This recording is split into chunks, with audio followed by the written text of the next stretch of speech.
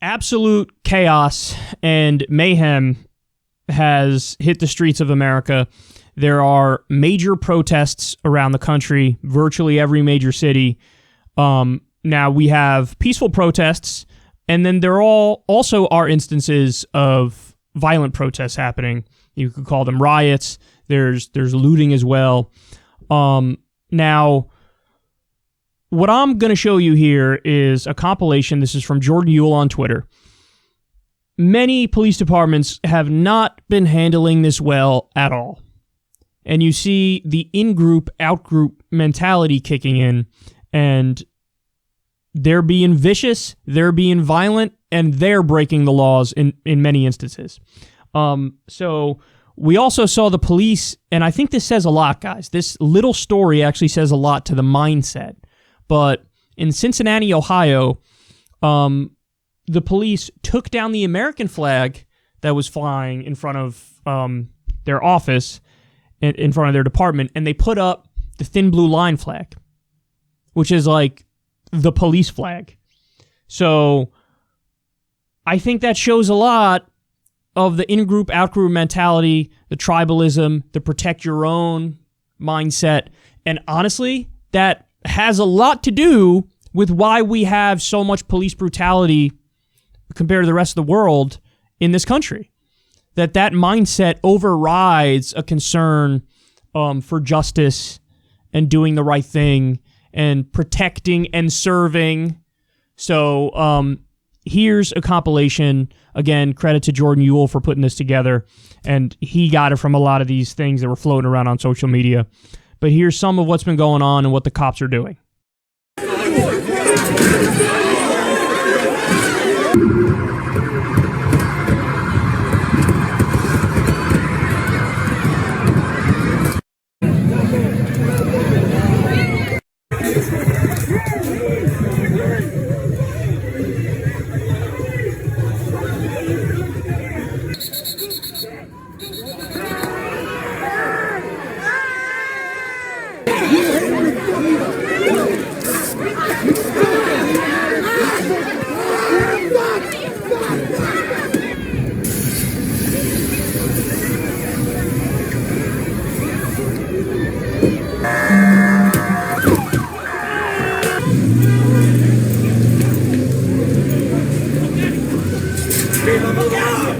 Leave him alone! Go, get the fuck out of here! Get the fuck out of here! Fucking hands! Back up! Get out of here! Go! Keep going! Keep moving! She's walking away! We got plenty of time here. Are you okay? I'm getting shot! I'm getting... Katie, are you okay? You can't fucking do that!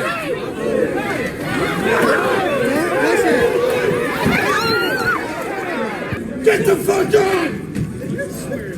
Get the fuck on! Don't touch me either! Fuck you again! What the fuck you gonna do, man? Nothing. I'm leaving.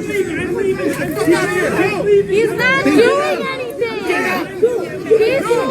He's in protest! Get the fuck on! Go! Get the fuck on! Get out of here! Fucking leave it!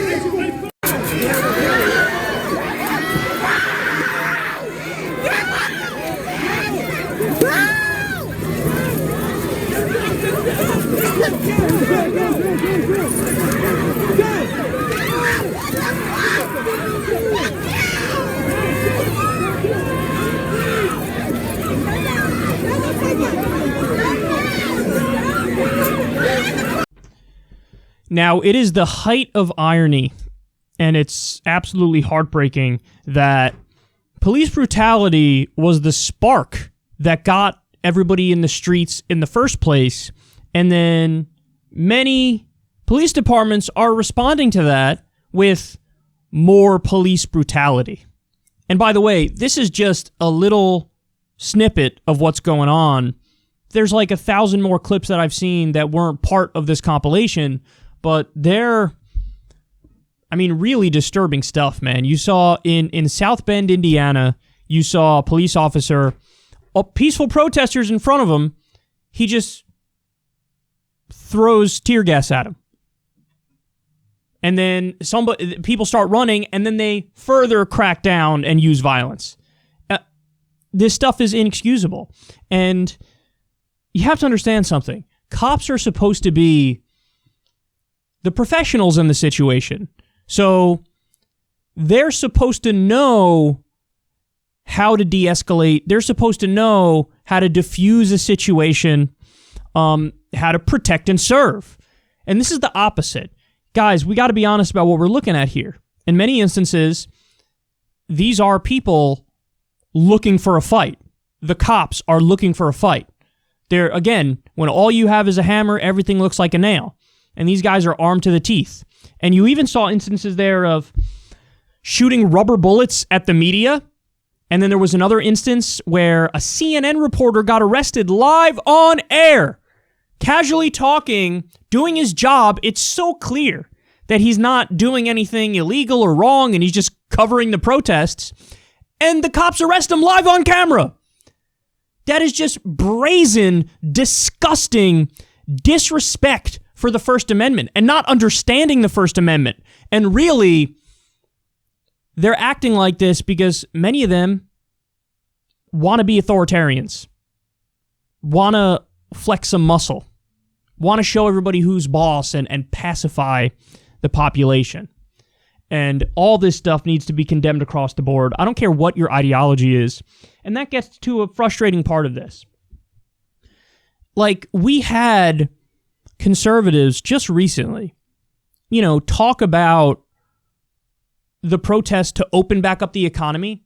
You had these armed right-wing people in the Michigan State House, covering their face. They have their weapons, and conservatives portrayed that and discussed that as if, yes, this is what we need. This is liberty. This is freedom. And we want the government out of our lives, down with tyranny. And so we support these protests. Now, in this instance, they've done a total 180.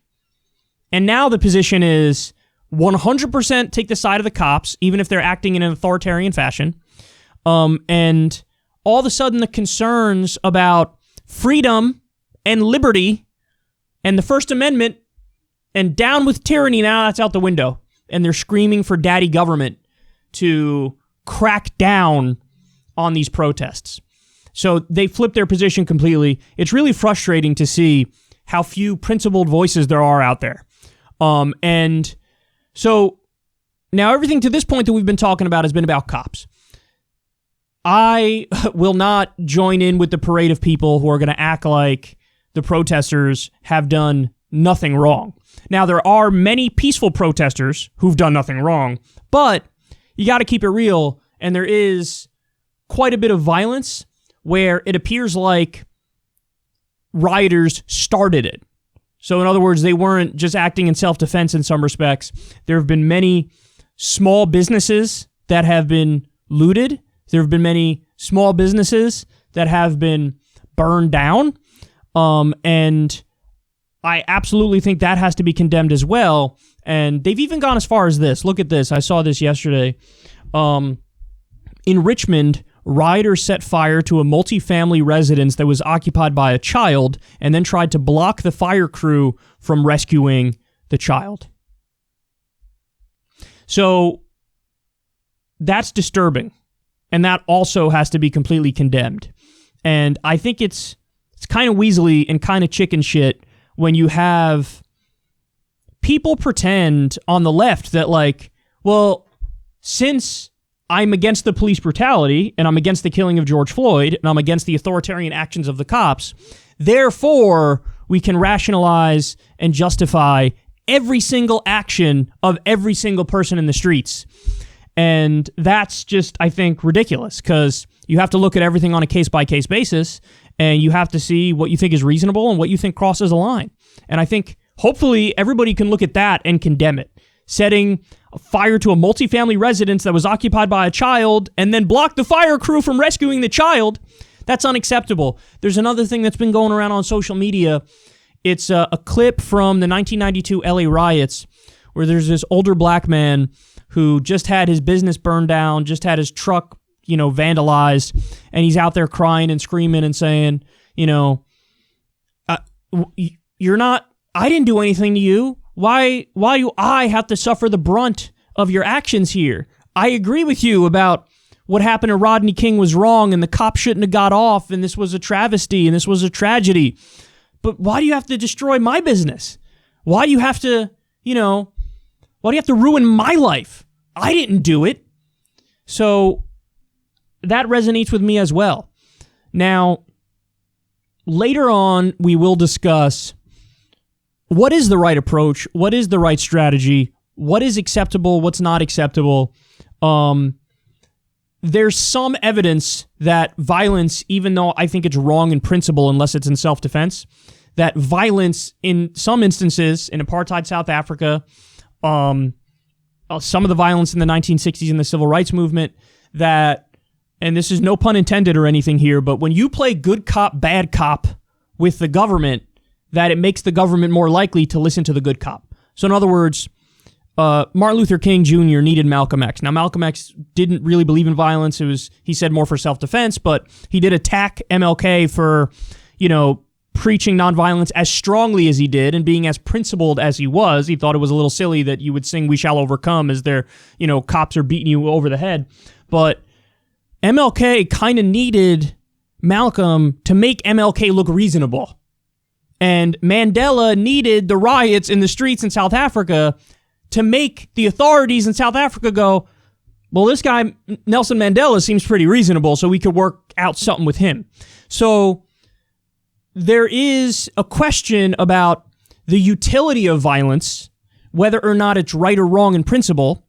And we'll have that conversation later because there's some interesting academic research that just came out about this, which actually has a pretty concrete answer, which I think some people will find very surprising. But I do think that we need to be reasonable about this and nuanced about this and understand there's also gradations. Like, for example, everybody who I've talked to about this seems to have the same opinion that, yeah, violence is wrong. But I mean, if there was going to be looting that happened, would you rather have it be Target, Walmart, or like a mom and pop shop? The general consensus appears to be that, like, it's wrong to do it to a mom and pop shop, but it's not as wrong, although it's still wrong to do it to, some sort of a big chain store that could obviously recover.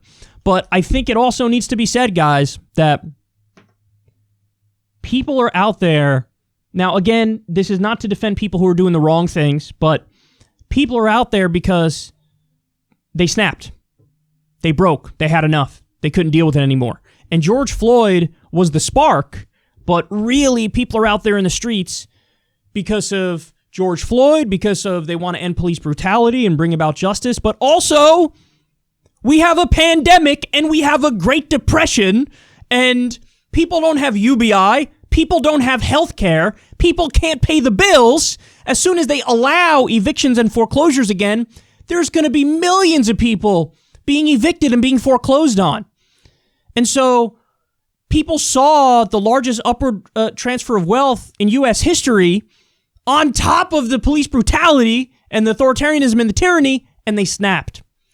So I think to try to diagnose what's happening and why people are out there in the streets, okay, that's not the same thing as excusing all of the actions, including the most extreme actions.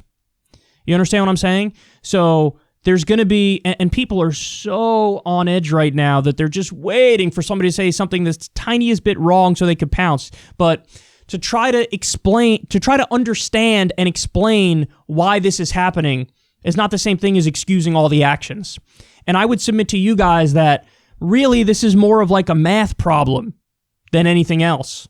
So in other words, 3 + 2 = 5. And when you have what we've been seeing in this country going on for as long as it's been going on, of course this was going to happen at some point. Of course there was going to be something, the straw that broke the camel's back, the spark that ignited it, that really is now just leading to a total, backlash and outpouring, and the fabric of society is coming apart right in front of our eyes. And,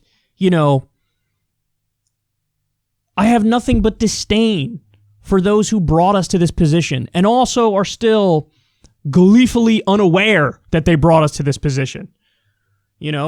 it really is the case that our leaders have failed us time and time again. It really is the case that Washington is completely corrupt and serving elites, serving the wealthy, serving the billionaires, serving the corporations, screwing over everybody else.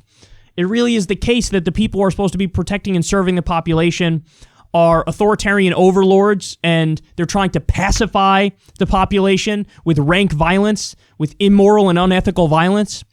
And I have nothing but disdain for the people who brought us to this position. And I don't know what to tell you guys other than I don't know how long this is going to go on. But the thing that scares me, and we'll close this segment on this note, the thing that scares me is the total lack of leadership and defined goals. Because if the violence continues and the protests continue, both the peaceful protests and the violence and the riots, if it continues as it is, then ultimately, at some point, the government will step up their crackdown and the movement will be defeated. They have all the weapons. They have all the power. Don't kid yourself. In the sense that they have the monopoly on violence. So we need clear, strong, intelligent leadership to navigate us through these waters and get us to a place where we want to be in terms of clear goals. Like I said, when it comes to police brutality, I really think the answer is what Campaign Zero was pushing. End broken windows policing, community oversight boards, limit the use of force, independently investigate and prosecute cops who commit crimes, community representation, body cams that film the cops and you can't shut them off, new training for de-escalation, end for-profit policing, demilitarization, fair police union contracts. But really, we need strong leadership that gets us there and then also helps fix the rest of society, which has led us to this point where people feel like there's absolutely no hope. And we'll get to these stories later, but you have Cornel West and you have Killer Mike, who came out, and Cornel West did on CNN. Killer Mike gave a speech. And what they showed me is they're some of the few voices who have the clear moral vision and have the standing to lead in a moment like this. So really what we're looking at here, this could, with the right leadership, with the right goals, this energy could be harnessed into being a more productive new civil rights movement in a way. And a new poor people's campaign. That's what could be done. But if we don't have that strong leadership, if we don't have that moral vision, then I fear that this is all going to be amorphous anger and rage that will eventually be put down by the jackboot of government thugs. And I'm definitely leaning more in the direction of eventually it's going to be put down, and history will record what happened as simply response to what happened to George Floyd and police brutality, and that's it. And we need to learn from the previous generation, the civil rights movement. We need to learn that we got to be organized, we got to strategize, we got to have clear leadership and clear goals, and you have to harness the energy for positive outcomes. Because if ultimately, this is just a flash in the pan, then again, it's a blip on the radar screen and nothing changes. We need to use the energy to make sure that stuff changes. And again, I don't know if that's going to happen. I lean towards thinking it's not going to happen based on the nature of what's been happening so far. But